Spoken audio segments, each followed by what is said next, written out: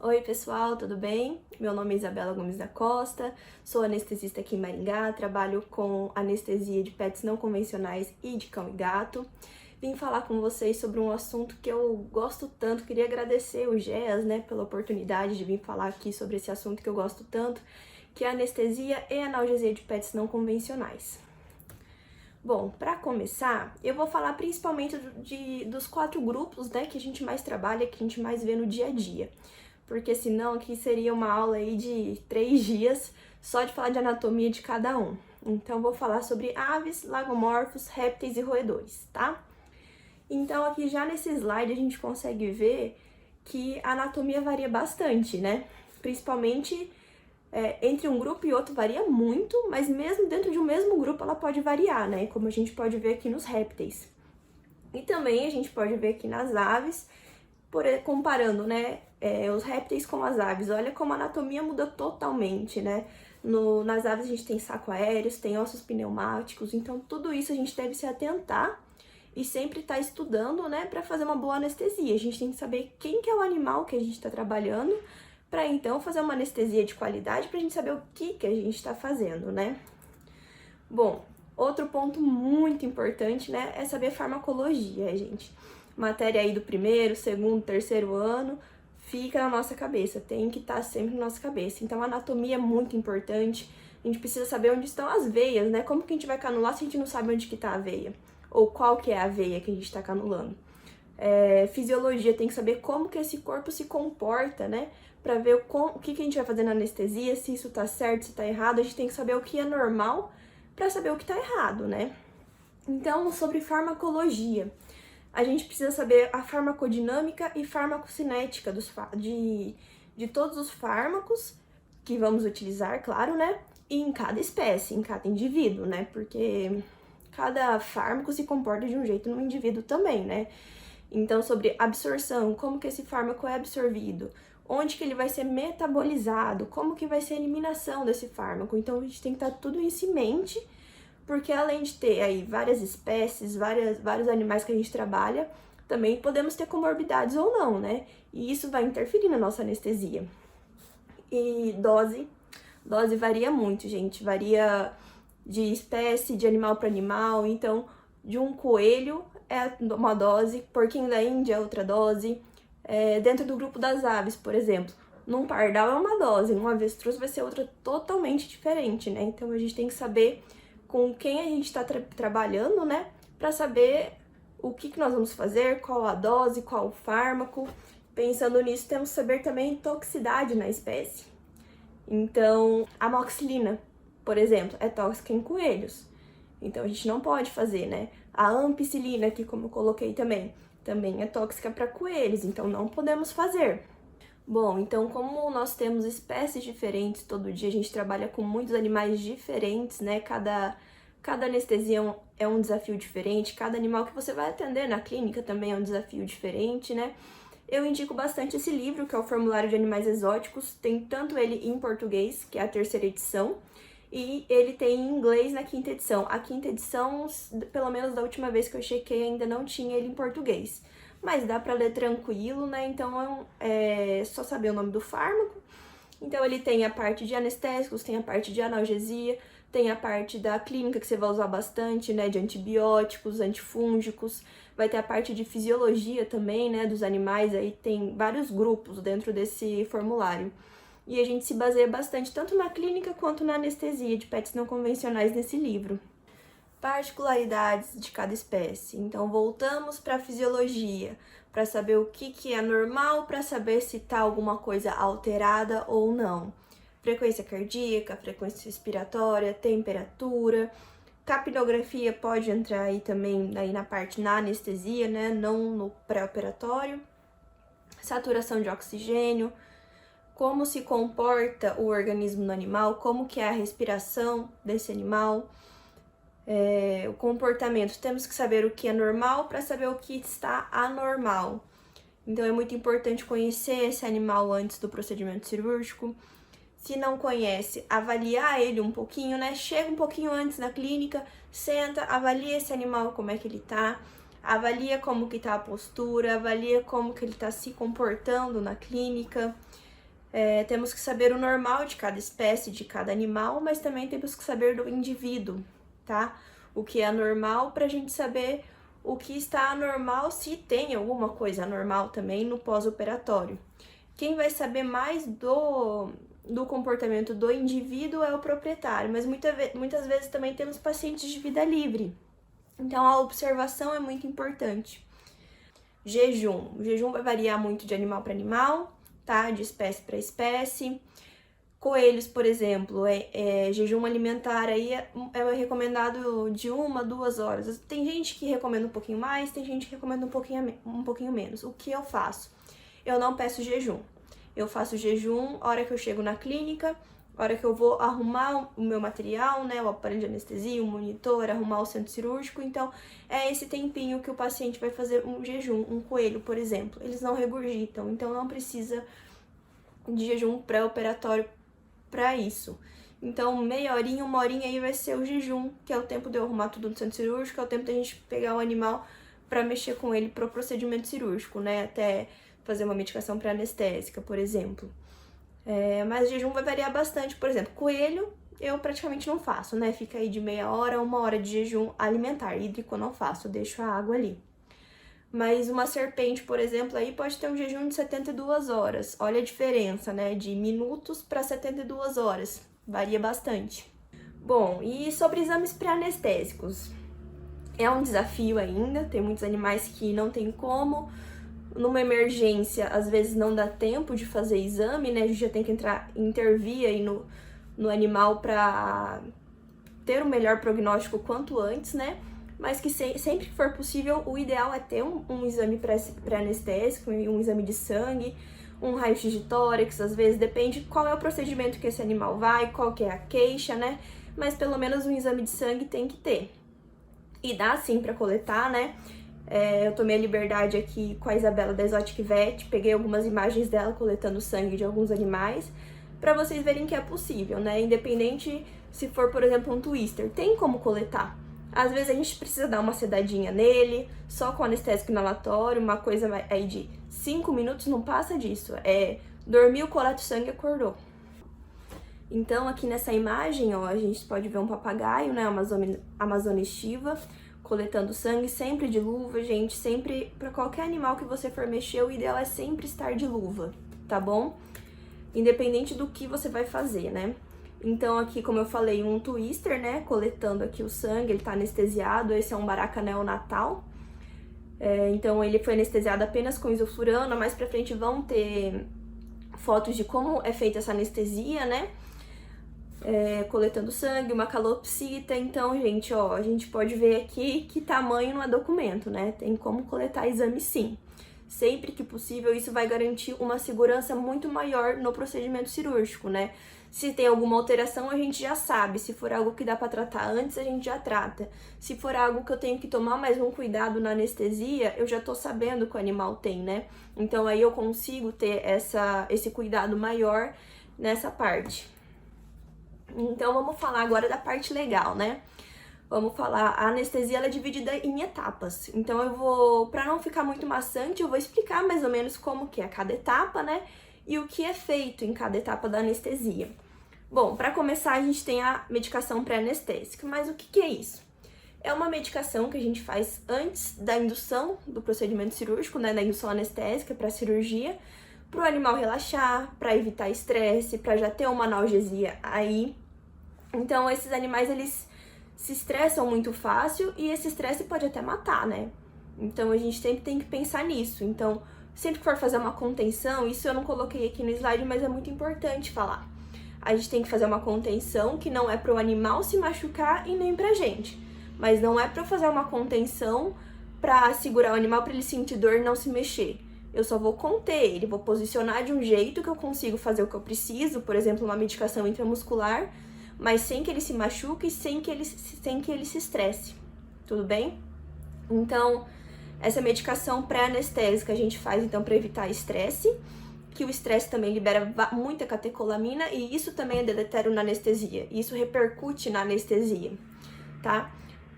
Então, diminui o estresse, a gente faz sedação e faz analgesia também do paciente. Então, essa calopsita aqui já tá sedada, né? Eu fiz uma medicação pré-anestésica nela, fiz essa, se eu não estou errada, eu fiz midazolam, ketamina e butorfanol de MPA, tá? O intuito aqui não é passar doses, né, pra vocês, mas se alguém tiver interesse, quiser conversar, tô aí disponível, tá bom? Então, além de tudo isso que a gente faz na medicação pré-anestésica, é para reduzir também o requerimento do anestésico inalatório ou anestésico intravenoso, depende da técnica que vai ser usada, né, durante a anestesia, porque se a gente reduz dose, a gente consegue reduzir também efeito colateral, e isso é muito bom. Um dos efeitos colaterais tanto da anestesia intravenosa total e da anestesia inalatória é a hipotensão. Então, se a gente consegue fazer uma anestesia com menos fármacos, né, redução de dose de fármaco, redução da CAN do isoflurano, por exemplo, a gente reduz aí esse efeito que a gente não quer, né, hipotensão. Vamos falar então da indução anestésica agora. Então a gente faz MPA, o animal relaxa e então a gente induz ele na anestesia. Temos vários modos de fazer essa indução anestésica. A gente pode fazer como associação de fármacos via intravenosa, ou podemos fazer também pelo anestésico inalatório, seja por câmara de indução, seja pela máscara, independente do modo que seja. Mas a gente sempre tem que estar avaliando esse animal, como que está sendo essa indução, e avaliando o reflexo, avaliando como que ele está. Então, por exemplo, aqui nessa câmara de indução, é um potinho transparente, né? Nunca pode ser um pote com cor, né? Porque a gente tem que estar vendo o animal para avaliar ele. Então, aqui um twister, aqui nesse caninho aqui, é onde está saindo o anestésico inalatório. Então, eu vou avaliando a postura dele, vou avaliando como é que ele tá, vou abrindo de vez em quando e vou virando ele, ver se ele consegue ficar em pé ainda ou se ele já continua deitado. Vou avaliando reflexo medial, reflexo lateral. Aqui do lado a gente tem uma indução pela máscara. Para quem não sabe, esse branquinho aqui atrás da máscara é o capnógrafo. Por ele, a gente consegue ver a respiração do animal e quanto que ele está liberando de EtCO2, então o quanto de gás carbônico está tendo na respiração desse paciente. Seguindo aqui, a gente tem uma indução na máscara, né, barra câmara de indução, de um anão russo. Aqui a dona, infelizmente, acabou pisando nele, né, e fez uma herniazinha aqui do lado, mas ficou super bem, deu tudo certo, foi para casa muito bem. Então aqui é o baraquinha neonatal, uma máscara. Como ele era pequenininho, foi possível induzir ele desse jeito mesmo. Seguindo da indução anestésica, a gente pode fazer o acesso intravenoso antes, se o animal permitir, antes mesmo da MPA, logo após a MPA, ou podemos fazer logo após a indução. Isso vai depender se o animal permite ou não fazer, né? Porque como são veias muito fininhas, às vezes a gente não consegue fazer esse acesso intravenoso com o animal acordado, porque qualquer mexidinha ali já vai fazer essa veia estourar e a gente perde o acesso venoso. Então, nessa primeira foto aqui, a gente tem o acesso venoso em um porquinho da Índia e aqui do lado em um twister. Um twister também pode ser feito no rabinho, tá? Dá pra fazer esse acesso venoso no rabinho. Bom, Isa, mas a gente não consegue pegar acesso venoso, essa veia é muito fina. Não, então eu vou fazer sem acesso intravenoso essa anestesia. Gente, não tem desculpa, tá? Então, seguindo aqui, a gente tem acesso intraósseo. Então, se a veia é muito pequena, todo mundo tem osso. A gente consegue fazer acesso intraósseo sim, tá bom? Então, pacientes muito pequenos, a gente consegue fazer esse acesso intraósseo. E em aves, é muito importante a gente lembrar dos ossos pneumáticos, tá? Então, fêmur e húmero, a gente não faz acesso intraósseo, porque são ossos pneumáticos, tá bom? Bom, então a gente induziu, pegou acesso intravenoso, pegou o acesso intraósseo, independente qual foi, né? Mas é sempre bom ter um acesso patente, tá? Principalmente para fazer fármacos durante o procedimento, mas principalmente numa situação de emergência, né? Então, para fazer uma atropina, uma adrenalina, uma efedrina, colocar no vaso ativo, a gente precisa de um acesso viável, tá? Então, seguido disso, a gente vai fazer a intubação do nosso paciente. Então, mais um ponto aí que a gente precisa saber de anatomia, né? Para saber como que a gente vai intubar esse paciente. Então, aqui a gente tem um cágado, né? Um tigre d'água, que como a gente pode ver que a entrada da traqueia está muito fácil, né, de ser visualizada. Esses pacientes são muito fáceis de visualizar. Como tem alguns que são muito pequenininhos, a gente pode pegar uma sonda uretral, cortar ela, né, medir ela no paciente e então fazer essa intubação com uma sonda uma sonda uretral. Porque a sondinha, pelo menos aqui no Brasil, a menor que a gente tem é a 2, tá? E muitas vezes ela ainda é grande para alguns pacientes. Existe a sonda 1,5, né? Mas tem que comprar nos Estados Unidos. Aqui no Brasil não tem para comprar. Intubação, então, olha a diferença de como é para intubar, né? Um tigre d'água seguida de um coelho. Muda totalmente o jeito que tem que fazer essa intubação. Em coelhos, a intubação é às cegas, né? Se você não tem ali uma câmerazinha, um endoscópio para colocar ali e ir observando. Então, como que a gente faz essa intubação? Pescoço 90 graus, coloca a sonda e vamos seguindo a respiração do animal. Então, vamos baixando a sonda devagarzinho. Se tá embaçando é porque está no caminho certo ali para fazer essa intubação. Enquanto vai embaçando, a gente vai descendo até chegar na traqueia, tá? Em coelhos, eu recomendo fazer anestesia periglótica, que nada mais é colocar um anestésico local, né, ali na região da traqueia, da entrada da traqueia, porque coelho pode fazer laringoespasmo. Então, se ele fizer um laringoespasmo, edema de glote, ele para de respirar. Então, eu sempre faço uma anestesia periglótica ali no coelho, sempre lembrando de dose tóxica, tá, pessoal? De anestésico local, de lidocaína, bupivacaína, independente do que você for fazer. Então, aqui a primeira foto é intubando um coelho, na segunda ele já é intubado, pronto para fazer um procedimento odontológico. Seguida da intubação, então, a gente vai para monitorização. O que é a monitorização? São vários parâmetros, né, que a anestesia não é simplesmente induzir o animal à anestesia, aplicar uma injeçãozinha e ir embora, né? Então, a gente fica aí avaliando o animal a todo momento, né, de olho no monitor a todo momento, no monitor e no animal, para avaliar plano cirúrgico também, e avaliando aí os parâmetros do paciente. Então, esse primeiro monitor aqui, que vocês estão vendo, 41 batimentos por minuto, esse verdinho é a frequência cardíaca, né, é o eletrocardiograma e a frequência cardíaca de um cágado, tá? 41 batimentos por minuto, esse é o eletro de um cágado. Olha a diferença do eletro dele para o eletro de um coelho, por exemplo, que é o segundo que vocês estão vendo. Olha a frequência cardíaca como varia. Então, por isso a importância de saber quem que é o animal que você está anestesiando e quais são os parâmetros desse animal, tá? Então, esse amarelinho é a capnografia, então é aquele aparelhinho branco que eu mostrei para vocês antes.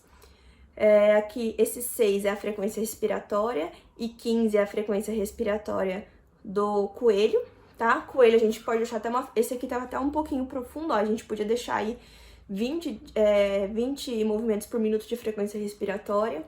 Isso a gente vai avaliando com o plano cirúrgico e se for necessário a gente vai ventilar o paciente também, tá? Mas a capnografia tava boa, então aqui ó, 32 de capnografia tá ótimo, 38 também tá ótimo, tá? Seguido aqui, esse azulzinho é o oxímetro, né, oximetria de pulso, então a gente avalia pulso.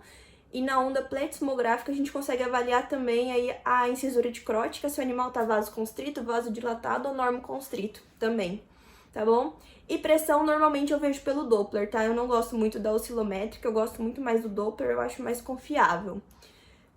E temperatura também aqui, ó, do coelho 36,9. A temperatura é normal, tá?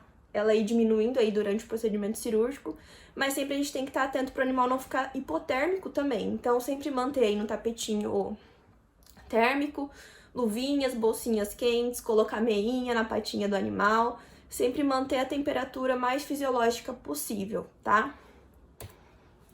Então, aqui, ó, um twister sendo monitorizado aqui para uma realização de tomografia. Tamanho não é documento, como a gente pode ver aqui do lado. A cirurgia não fica muito feliz, né? Mas a gente garante mais segurança pro procedimento.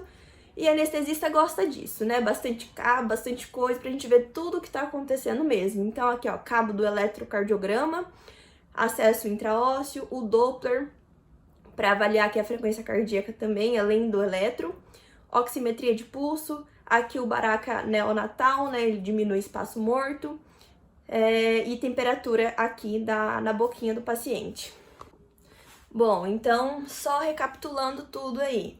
Fizemos um jejum adequado, o que é recomendado para o paciente, temos exames pré-anestésicos, fizemos uma medicação pré-anestésica para diminuir estresse e ter analgesia, além de reduzir o requerimento do anestésico, tanto inalatório quanto intravenoso, durante o procedimento. Pegamos acesso venoso ou intraósseo, seguimos para indução anestésica, seja com anestésico intravenoso ou inalatório. Intubamos o paciente, monitoramos, acabou o procedimento, acabou tudo? Não, agora vamos ficar na recuperação. Então vamos lá. Podemos colocar o paciente na UTA, né, que é um ambiente controlado de umidade e temperatura, para recuperação. Pacientes como aves, por exemplo, para eles não se debaterem, né, no pós-operatório, a gente sempre deixa enroladinho, ou numa toalhinha, ou num tapetinho higiênico, mas nunca, gente, nunca segurar com força, tá? Porque isso vai atrapalhar o animal respirar e ele pode morrer. Então, só apoiando, porque se ele tentar bater a asa para se debater, né, porque acorda desorientado, não sabe o que aconteceu, então a gente deixa ele só apoiando até ele ficar 100%, pra hora que soltar ele na baia, ou seja, onde que ele vai ficar, na UTA, por exemplo, ele não fique se debatendo, tá bom? Então agora a gente vai entrar aí numa parte que eu gosto muito, que é a parte da dor. Então, mesmo a gente tendo feito uma analgesia adequada, que a gente julga adequada durante o procedimento cirúrgico, a gente tem que avaliar a dor também no pós-operatório, né? Então, o animal não pode sentir dor. A gente tem que sempre deixar ele mais analgesiado possível, porque a dor é muito deletéria para o paciente, tanto seja para um animal internado, seja para um animal que foi para um procedimento cirúrgico. Então, a dor, ela é definida como uma experiência sensitiva ou emocional desagradável associada a uma lesão real ou potencial. Então, o que a gente tem de consequência da dor? Aumento do risco de infecção. A gente quer isso para uma cirurgia? Nunca. Atraso na cicatrização. Isso é bom? Não, também. Então, aí já tem 2 pontos que ninguém quer num pós-procedimento cirúrgico, né, num pós-operatório, e nem também no animal internado. 2 pontos ruins. Mais um. Reduz a alimentação e a ingestão de água. Então, vamos deixar aí uma calopsita com dor, ela vai de uma pomba, por exemplo, né? Vamos falar de outros animais também. Uma pomba com dor, ela vai diminuir a ingestão de alimento e vai diminuir a ingestão de água. Esses animais podem ficar muito tempo em jejum? Não podem, fazem hipoglicemia e morrem. Então, pra quê? Deixar um animal com dor, né? Então, a gente tem que sempre pensar nisso. E saber avaliar também, né, se tá com dor ou não. Muitas vezes a gente não sabe reconhecer essa dor. Então, por isso, mais pra frente eu vou mostrar. A gente tem escalas de dor também, né? E temos artigos. E sempre o que é muito importante, saber como que o animal é antes. Qual que é o comportamento do animal pra gente saber se tá diferente ou não, tá? Então, imobilização. A gente, quando tá com dor, por exemplo, a gente não quer ficar mais quieto, não quer ficar mais na nossa. Eu sempre me coloco no lugar do animal. Então, nossa, o animal, ele tá com uma fratura de asa, ou fraturou o fêmur, um coelho, por exemplo. Como que eu estaria? Eu estaria com muita dor. Estaria com muita dor, não ia querer comer, não ia querer tomar água, ia querer ficar deitada, ficar quieta, né? Então, e se eu tô analgesiada, né? Eu me sinto melhor, então eu vou começar a comer melhor, eu vou tomar mais água. Então, o comportamento também muda, né? Então, a gente tem que saber qual é o comportamento normal para saber se ele tá alterado ou não também. Então, se a gente identifica a dor, a gente tem que fazer um resgate analgésico. Então, para reconhecer a dor, sinais aqui que, além da escala de dor que a gente pode avaliar, aumento de frequência cardíaca, então saber qual que é o basal, novamente, repetindo aí sobre fisiologia, aumento da frequência respiratória, aumento da pressão arterial, o comportamento muda, e por diminuir a ingestão alimentar e hídrica, o animal perde peso e também pode desidratar. Então, escalas de dor. Nós não vamos ter, infelizmente, para todos os animais, tá? A gente tem mais para pets de companhia, como cão e gato, mas a gente também tem em alguns pets não convencionais, como por exemplo os coelhos. A gente tem daí, nós temos essa escala visual, então a gente tem que ir vendo o comportamento do animal. O primeiro, a gente vê aqui nós podemos ver aqui o olho do paciente, né? No primeiro ele não tá com dor, tá com o olho bem aberto, tá atento. Olha na última foto como que ele tá, o olho apertadinho com dor. Temos também posição do queixo, temos a posição do nariz. Tá vendo que forma um Vzinho aqui, ó, quando o animal tá com dor, no narizinho aqui dele? Posição de orelha também. Então, o animal atento aqui, a gente pode ver que não tá com nem um pouco de dor. Já na última foto, ele já tá com o olho um pouquinho mais fechado, ó, e essa orelha para trás.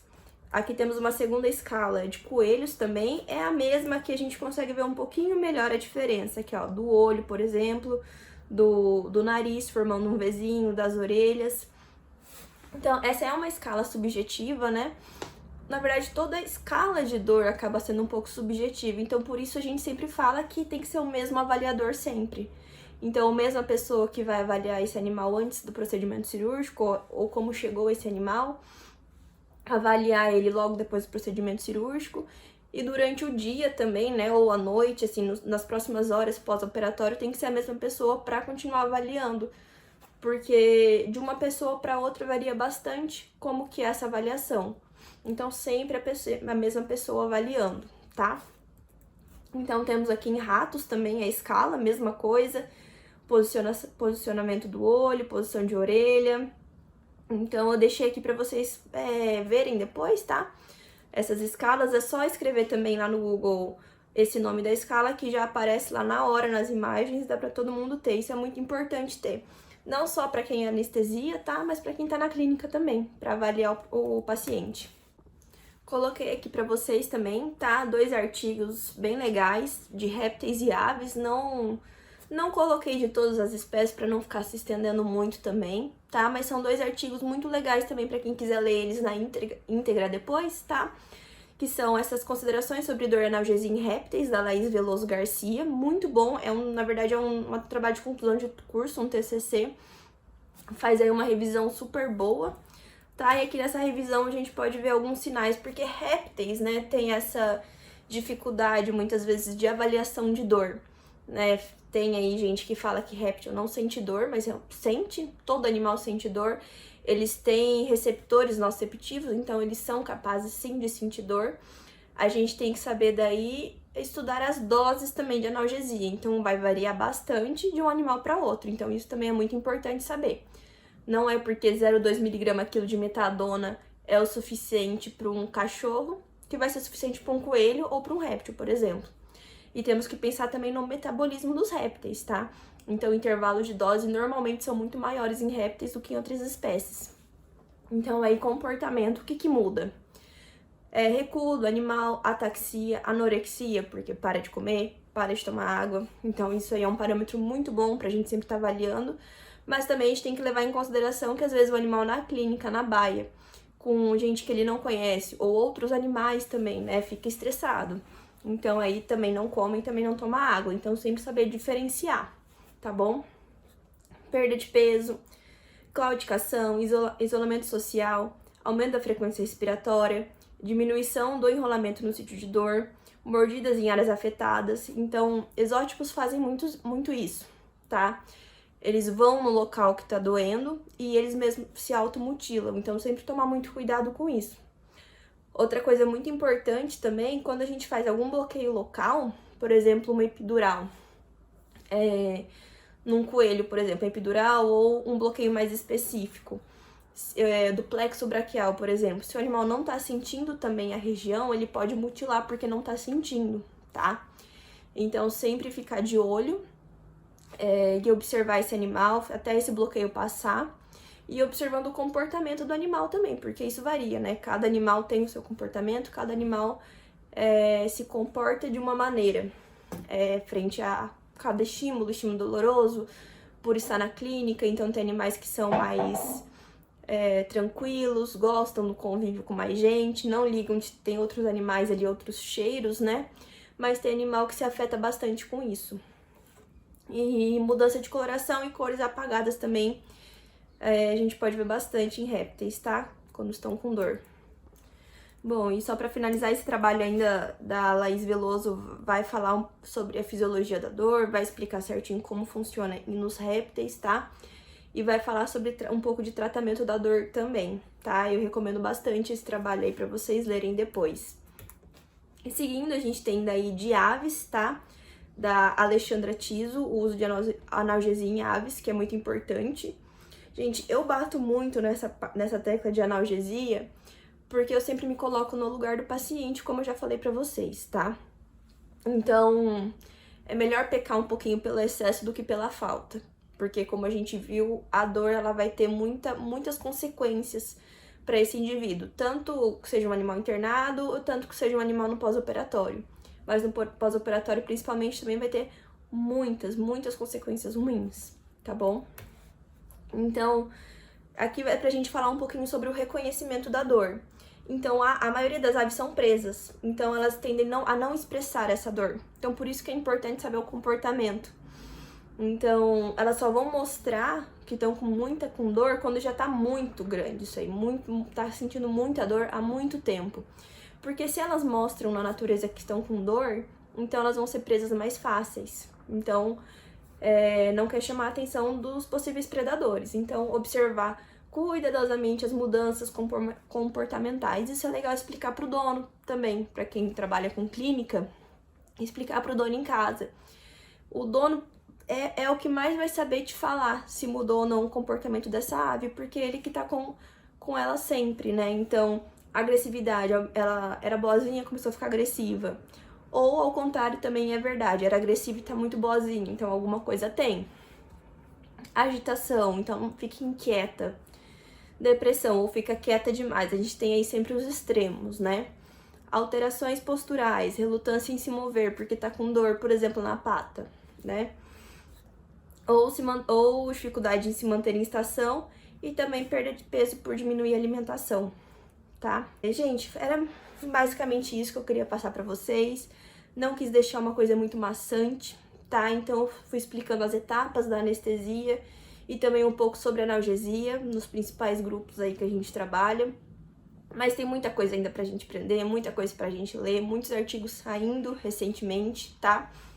Então eu recomendo bastante pra vocês, sempre que tiver um tempinho, vai atrás de livro, atrás de artigo, atrás de relato de caso, não é difícil de achar, tá? E isso que vai te melhorar como um profissional, sempre estar estudando, sempre estar aberto a novos artigos, a novos casos, a novas mudanças, tá bom? Sobre assuntos que você quer saber, tem também revisões bibliográficas, eu quero saber sobre tal doença. Escreve o nome da doença, revisão bibliográfica. Você vai achar lá várias coisas muito legais para você ler, tá bom? E sobre estágio, eu recomendo muito todo mundo fazer estágio, independente na área, independente de onde gosta. Mas eu falo para não desanimar. Claro que você não vai aprender tudo e saber tudo em um mês de estágio. Ou vai estar fazendo tudo em um mês de estágio, né? Primeiro, o veterinário tem que ter segurança em você para deixar você mexer com o animal. Porque é uma vida, tá? Então, minha primeira semana de estágio eu só fiquei segurando o animal, só fiz contenção, ou fiquei só observando. Mas tenha paciência que vocês vão fazer sim muita coisa, e estar lá observando também agrega bastante no conhecimento para você saber o que você vai fazer no futuro, tá? Essa foto, por exemplo, é um exemplo da Mari, né, que vocês conhecem ela coletando sangue, mas eu tenho certeza que antes dela estar fazendo essas coletas que ela faz hoje, que são muitas, né? Ela ficou bastante lá com a Isabela da Exotic Vet, observou bastante, aprendeu bastante para então colocar a mão na massa, tá? Então eu recomendo bastante todo mundo fazer estágio, todo mundo atrás do que quer. E eu tô aqui disponível para quem quiser tirar alguma dúvida também. Vou deixar aqui o meu Instagram, que é o VidaNest, e o meu e-mail aqui em cima. Quem tiver interesse de mandar alguma coisa, conversar, gente, só entrar em contato que eu tô disponível para tudo que vocês precisarem, tá bom? E muito obrigada novamente pelo convite.